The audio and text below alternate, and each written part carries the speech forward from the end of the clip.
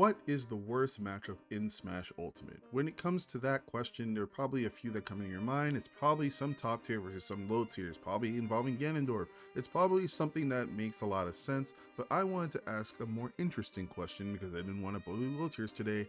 What is the worst Smash matchup that matters against characters that can actually play the game and have options to do something?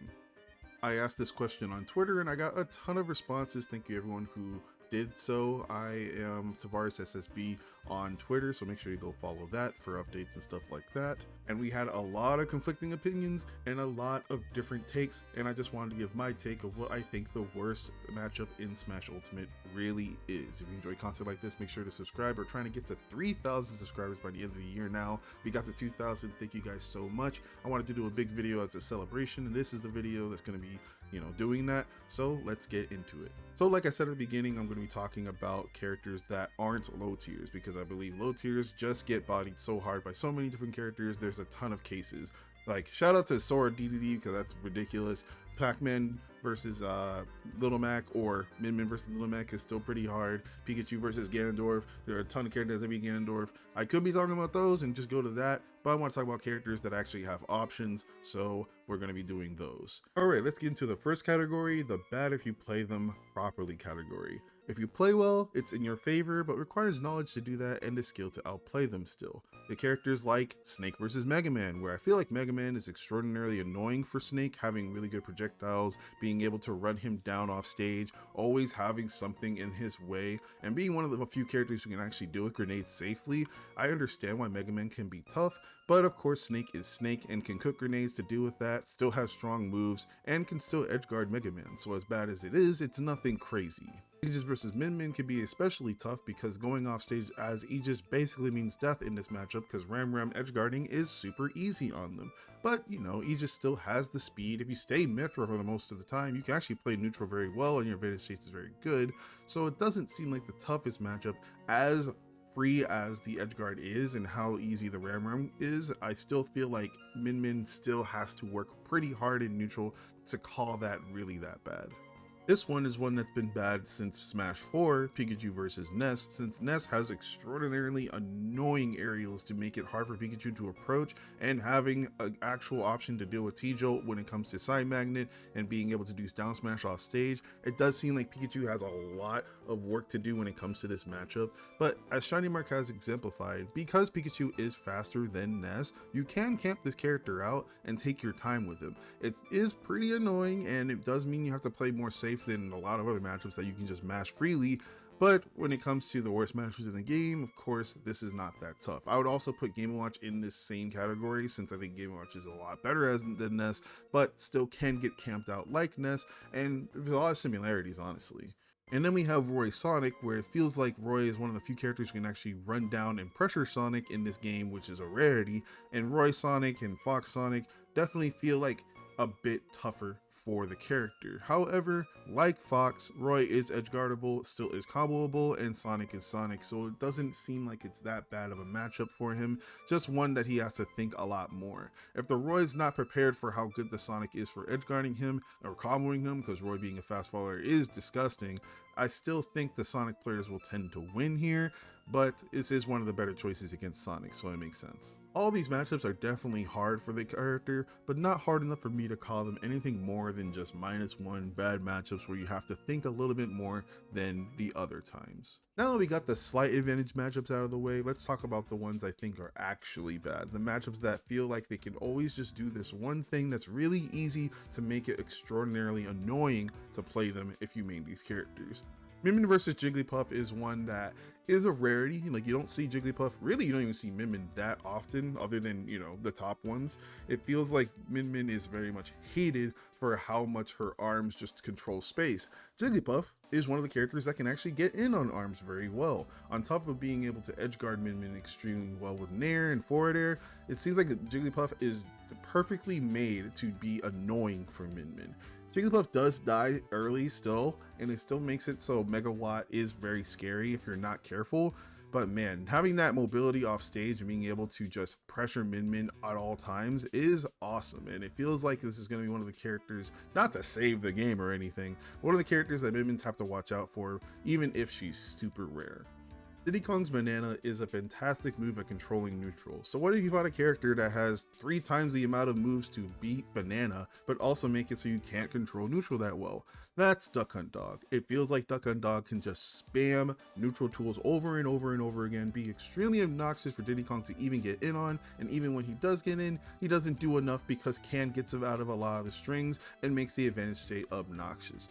I feel like Diddy Kong's speed is his saving grace in a matchup since he can actually still pressure from good distances, and banana, even though it's being invalidated by all these projectiles on the stage, can still be a good whip punishing tool against Duck Hunt, so it's not the freest thing, but man, if you want to talk about an annoying matchup, this is it. I feel like every Diddy Kong dreads when they have to fight a random Duck Hunt that's really good, because there's just so many annoying things on screen that you have to look out for. Luigi versus Sephiroth was in contention for being one of the worst matchups in this video, and it makes sense. Luigi still is a fantastic combo character, and this character is all about destroying you once he gets close.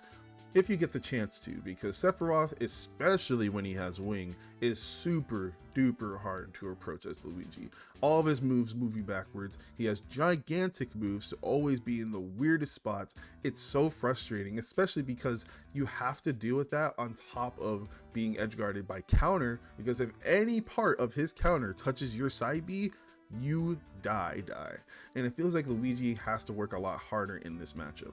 Of course, being Luigi, you still have extremely broken moves that kill really early, and it feels like Sephiroth still has to play pretty perfectly to not get destroyed. But Sephiroth has all the tools to make this really difficult for him, and it seems like if people played Sephiroth more, Luigi would be a little bit like, not nerfed, but at least annoyed a lot more with the bracket runs. Unfortunately, Sephiroth is a mid-tier character to a lot of people, including myself, so I don't think we're going to get a lot of Sephiroths anytime soon. But hey, at least we have that little scare of knowing that Luigi has to worry about matchups like Sephiroth or Belmont or Mii Gunner. I think Sephiroth does the best of those three. Maybe Mii Gunner does better, but I still think Sephiroth is going to be more played and makes more sense to more people, so I'm going to call it there. But man, I feel like it's just sad to watch sometimes when you see a Luigi fight a Sephiroth who's just so good at spacing in neutral and not letting them get any hits they want. Another matchup where neutral seems very frustrating is Roy versus Kazuya. Being able to space out Kazuya is such a blessing with sword characters who can actually do it, but Roy is unfortunately not one of them. While he does have the speed to make his neutral a bit ambiguous, he is unfortunately the type of character to be close to you at all times to actually do damage, and Sephiroth wants you to be there. Sephiroth can power through so many of his moves, is very heavy, so even though Roy does have his nonsense that kills early, it's more like killing at 90 than it is killing at like 60 where he usually kills.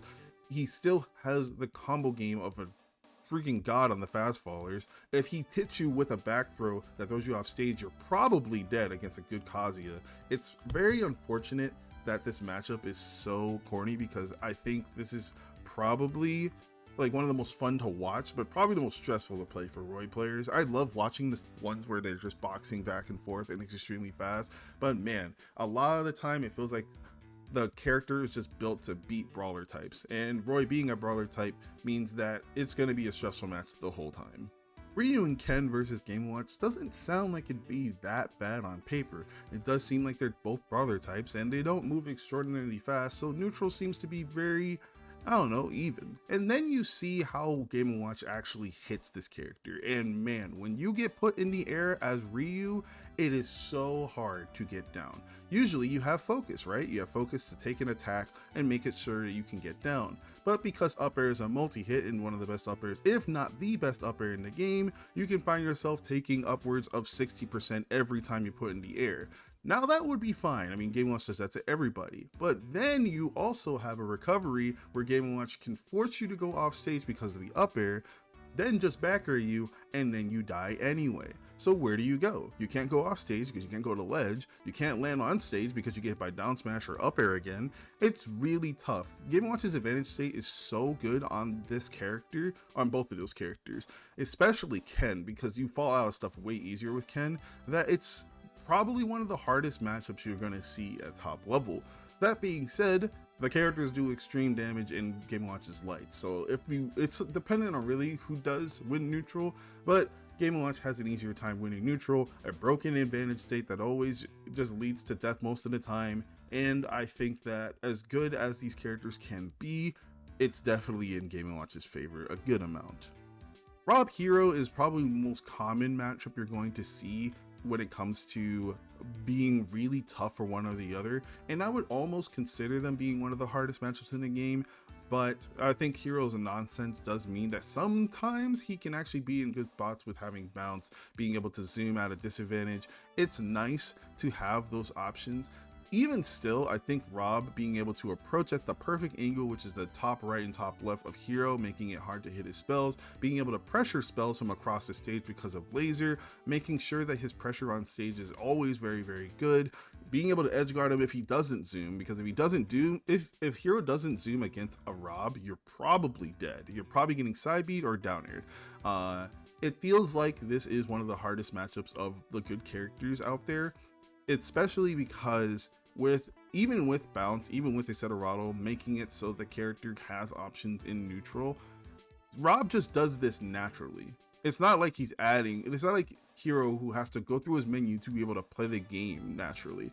It's that Rob can just throw gyro, laser, throw gyro again, and make it so it's suffocating for Hero at all points of the game, on top of being able to edge guard him, on top of being able to zero to death him, on top of being Rob. It's hard. It's definitely difficult, but I will say the only reason I wouldn't put it in the top 3, which is the next category, he does have bounce, and bounce does add a layer that the other matchups won't have. I think the third hardest matchup in the game is Fox versus Luigi. I think Luigi heavily wins this matchup, not only because of the risk reward factor, but just having his worst qualities not be really exploited by Fox. The mobility thing is made up by the fact that Fox does not want to be near this character at all, since he has the dumbest frame data you can possibly have, and it all combos into stuff that kills Fox extraordinarily early. Yeah, he does have to worry a bit about being platform camped, about laser, having to go towards Fox. If a good Fox can be defensive in this matchup, you can see some glimpses of something they can do. But every time Luigi is near him, he can die at 40. Every time Luigi presses a button on him, it can combo him to death. Every time he hits his shield improperly, up B can come out. And every time he messes up his advantage state enough, down B will go through it. Yeah, Luigi has a bad recovery, according to people, but who's a character who can't really go off stage and abuse it? Fox. Yeah, Luigi still has to get a grab to kill you with certain percents, but who's a character that's a fast faller that gets down tilt grabbed or down tilt forward aired or down tilt up tilt? Fox. Who's a character that is very light, so he can die extraordinarily early to even a soft read? Fox. Yeah, I think that light is impressive for making this seem even a little bit doable. But when you really think about it, it's obvious that Fox has to work way harder than Luigi, and this is one of the hardest matchups in the game. My second place would be Samus versus Olimar.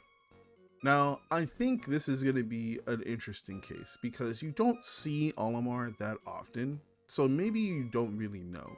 But whenever I watch a top Samus fight a top Olimar, I get so sad for them. Olimar is small. Olimar has Pikmin. Olimar has a Pikmin type that actually absorbs charge shot. So on top of all that, Samus's neutral is pretty much negated once yellow Pikmin's out because you can't use your best move in it. Your grab, while still being a good option, still is a risky move that you have to make sure you don't spam because you're going to get Pikmin thrown on you. You're a big target, so all the Pikmin combos do a billion to you. You get Pikmin tossed constantly while he's running away from you. If he's in the lead, it's really, really tough. This is one of the hardest matchups for top level. I think I've only seen a top Olimar lose to a top Samus one time. It probably has happened more, but every time I see like Dabuz or Shuton have to fight like Siski or Yara, I get so sad for him, especially Siski. I've seen Siski have to fight these Olimars, and it's just such a sad matchup. Now, I think the only reason that this isn't the hardest matchup in the game to me is because at least when Samus puts Olimar at ledge, the Samus stuff still works. At least that's true. But, you know, neutral, advantage, disadvantage, all in Olimar's favor. Being an obnoxiously small character who can negate your best move should just be enough to say this is one of the hardest in the game. Sonic Kazuya is definitely my pick for one of the worst, if not the worst matchups in the game. Yes, it's between two characters who I consider to be top 5. Yes, Kazuya still has an insane damage output and insane combos to make up for the fact that he can't really touch Sonic at all, but really this neutral is so unfair that it's honestly depressing. You ever watch this at top level? It's like Sonic's is dancing on these people. When he fights a Kazuya, you honestly see the craziest secondaries we pulled out because they never go Kazuya against this character. I do get it because Kazuya is one of my least favorite characters to see in the game. That this isn't as bad as it could possibly be, like this isn't a low tier matchup. But man, Sonic is one of the few characters that can make Kazuya look like a low tier when he has pretty much no option to come at him safely and has to make constant button presses and reads in neutral to even get a chance to touch him. And if he messes up, he gets full comboed from a spin dash, gets off stage, and then gets edge guarded by one of the best moves in the game with up B being able to go into forward air, back air, forward smash. It's nuts. I really think if you have that bad of a problem with Kazuya and you like Sonic, there's no reason to go any other character because this is like as close to a counter in this game that could ever exist. That should do the trick. Just as I suspected. But alright, that's it. That's the list. I know I'm going to get pushback, and I know there are going to be people who still never understood that I'm not including low tiers when I made this list. But thank you guys for watching regardless. This was a big project, and I am glad that we got this far when it comes to the YouTube channel. Getting to 2,000 subscribers, honestly, as fast as we did is so humbling. I'm just so happy that we got a community going on around here, and I'm just so happy that I can make more and more content for you guys. We're going to be trying a lot of different things for the channel, probably different games, probably different just content ideas, so stay tuned for that. Anyway, I am very happy that you guys just subscribed, and I hope we can get to 3,000 by the end of the year. That'd be kind of incredible. But anyway, I didn't even include Steve. That's crazy. I didn't include Steve at all. I don't know if there's a match of Steve dominates as bad in the good characters. That's pretty funny. But anyway, thank you guys for watching. Have a good day.